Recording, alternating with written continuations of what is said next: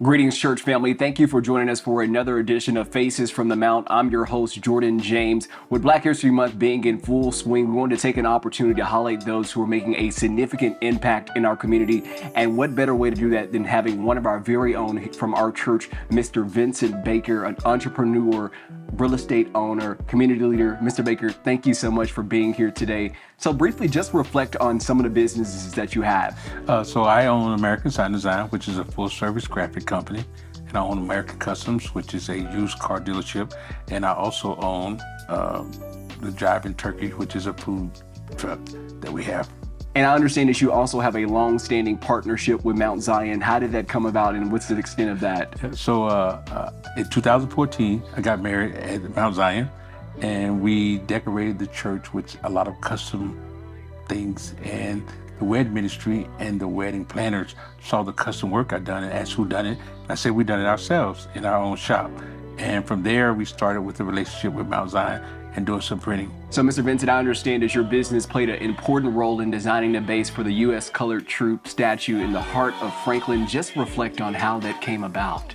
So, in 2017, they began to want us to have a way to commemorate the Colored Troop soldiers here in Franklin. And the first thing that happened was they got a lawsuit from the Daughters of the Confederate to not have the soldier. And once they were able to get the soldier built, they couldn't find anybody to build the base. And that's when we stepped in. And that's when we built the base and helped set the statue. But the most meaningful part was understanding the story of these Colored Troop soldiers and what they done. These were slaves who made their way here to Tennessee to join the army in order to fight for the freedom. And once they made their way here, they were able to get married and do other things to help fight this war. As I built the base, just seeing the history and feeling those guys, how they had to risk it all just to fight for their freedom. You know, I understand there was a lot of resistance in the community to this statue going up. You were telling me off camera that the police had to, in a sense, guard your business as you were working on them. And did you ever think about, is this worth it? Yes, and here, we're in 2021, and I'm faced with this situation to say, hey, is it worth me risking this? You know, they're riding around with rebel flags. They're threatening to take out the statue. They're threatening us as we put the statue up. And I really had to make a choice. But as I thought about this story, it didn't matter. I really took a chance. We got it done. Everybody remained safe. How does it feel to know that, you know, your name is forever entrenched in Franklin history as a result of the statue? It feels nice to pass it on to other generations and also to pass that part on that makes people feel good about what we've done and why we've done it.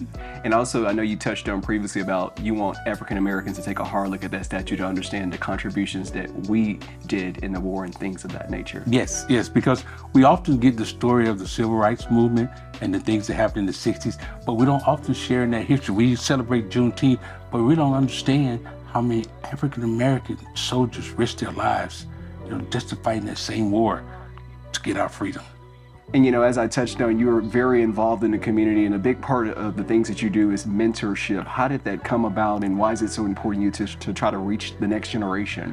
Well, being here in Williamson County, I was one of the few African-American businesses, and there was an organization called Franktown who served the inner city kids here. And they didn't have any Black leaders that they could recommend to help the kids that had entrepreneur dreams.